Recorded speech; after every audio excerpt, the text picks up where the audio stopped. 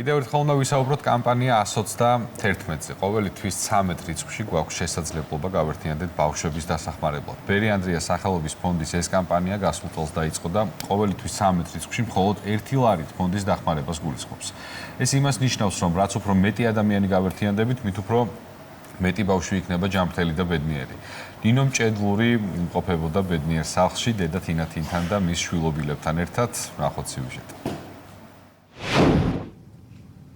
დილამშვიდობისა საქართველო, ჩვენ ვიმყოფებით ბედნიერ სახლში. მე მქვია ემილი ანანოვი. ძალიან დიდი მადლობა ემილი, რომ გაგვაცანი შენი თავი. ჩემ კოლეგას ვთხოვარ ახლა დამითმოს მიკროფონი, შეიძლება? დიახ. და თუ საიდუმლო არ არის, რომ მითხრა ვინ გინდა რომ გამოხვიდე, რომ გაიზრდები? კბილის ექიმი. სტომატოლოგი. მაგრამ მაინც ჟურნალისტობას ვცდილო. მაგრამ დღეს შეითავსა ჟურნალისტობა. ძალიან მოიწონა მიკროფონი. კი. და მე ვფიქრობ, რომ კარგადაც გამოგივიდა. დილამშვიდობის მეც მოგესალმებით, როგორც მიხვდით, ვიმყოფებით ან ჟურნალისტი. ვიმყოფებით ბედნიერ სახლში, ბერი ანდრიას სახელობის საქველმოქმედო ფონდში და არაჩვეულებრივი ადამიანები არიან ჩემი მასპინძლები. მინდა გაგაცნოთ საბა სწორი ვარ, შიო, ლაზარე, ემილის უკვე იცნობთ, გაგაცნოთ თავი, მეგი, ლიზი და ანა მარია და რა თქმა უნდა დედა თინათინი. დილამშვიდობის. მადლობა, რომ ჩვენთან ერთად ხართ და მე ვარ უფრო სწორედ თქვენთან ერთად. დახვედრისთვისაც მადლობა, რომ ასეთ შინაურ გარემოში მივიღეთ და სამაგიდო თამაშებსაც მივეპარეთ. დღეს არის 13 რიცხვი, 13 ივნისი და მე ბევრს აღარ მოვყვები, რატომ ვარ თაქ და რისი თქმა გვინდა საზოგადოებისთვის თქვენ დაგითმობთ. დილამშვიდობისა საქართველო. ძალიან დიდი მადლობა, რომ ჩვენთან ხართ და ჩვენ გვიყვარს თქვენი სტუმრობა და თქვენთანაც ხშირად ვართ ხოლმე. დღეს არის 13 რიცხვი და 13-ში რა უნდა გავაკეთოთ? ბავშვებო, რა უნდა გააკეთონ? ხო, 13-ში ადამიანებმა 1 ლარი ჩარიცხონ ბერი ანდრიას ფონდში.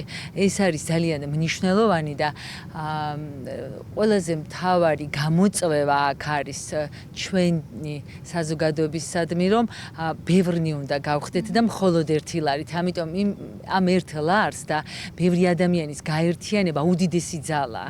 აი, ყველაფრის გაკეთება შეგვიძლია იმ შემთხვევაში და 1 ლარი ფონდმა ისე უბრალოდ სიმბოლურად, იმიტომ ვითხოვეთ, რომ ადამიანებს თუ ვინმე კიდევ სხვისი დახმარებაც მოუნდებათ, იმასაც მოახერხებენ. ანუ ეს არ არის მხოლოდ ფონდისთვის მომართული. ეს არის რაღაც ესეთი კამპანია, რომელიც გაგძლევთ საშუალებას ჩვენ რო გახსენებთ თავს ყოველ თვე და მადლობა, რომ დღეს ჩვენთან ხართ და ეს შესაძლებლობა მომეცით, თქვენ მაშინ შეიძლება გაგახსენდეთ კიდევ ვინმე სხვა და სხვასაც დაეხმაროთ. ანუ სხვის რაღაც სიკეთეშიც ჩვენც ვღებულობთ მონაწილეობას. რა თქმა უნდა, ეს არის სოციალური პასუხისმგებლობა, რომელიც ვრცელდება აბსოლუტურად ყველა ადამიანზე თუ ფონდზე და ის სიმბოლური თანხა სწორედ ერთიანობით ხდება მნიშვნელოვანი.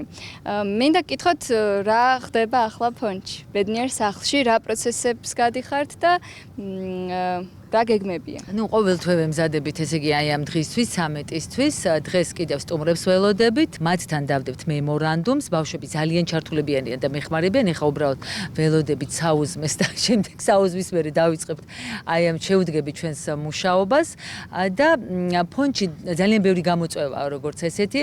ერთ-ერთი გამოწვევა ახლა მაქვს, რომ ჩემს ერთ-ერთ შვილობილს ძალიან ძვირადღირებული მედიკამენტი ჭირდება, რაც არ ფინანსდება და ეს შემოსული თანხები მართება აი ამ ბავშვის სწავლების საყიდლად და მე იმედი მაქვს, რომ ისევ ბევრი ადამიანი შემოგვიერთდება, იმიტომ რომ აი ამ 1 ლარის მობილიზებით და ბევრი ადამიანის გაერთიანებით ჩვენ რა ვიცი, არანაირი პრობლემა არ გვექნება და მე და ჩემი შვილები, რა ვიცი, მე უკვე გართობასაც მივხედავთ, ხო? როგორია შენი დღე, რას თამაშობ შენს მეგობრებთან ერთად? ყოველ დღე ვეხმარები ია დეიდას. რა შეხმარები ეს მითხარი? დალაგებაში. ესე იგი მაინც კბილის ექიმი. არა, გადაიფიქროთ. ჩართვის ბოლოს გადავაფიქრებინეთ ემილის პროფესია და ალბათ მე უკვე მომავალ კოლეგაც მივიჩნევ მას. ძალიან დიდი მადლობა. ძალიან დიდი მადლობა თქვენ, მადლობა ემილის განსაკუთრებული კოცნას დავიმსახურე და ხო, მე ვფიქრობ, რომ მარტივია სიკეთის კეთება, განსაკუთრებით, როდესაც ასეთ მცირეც ვითხოვთ. დაგემშვიდობებით, სასიამოვნო, ბედნიერ დღეს გისურვებთ.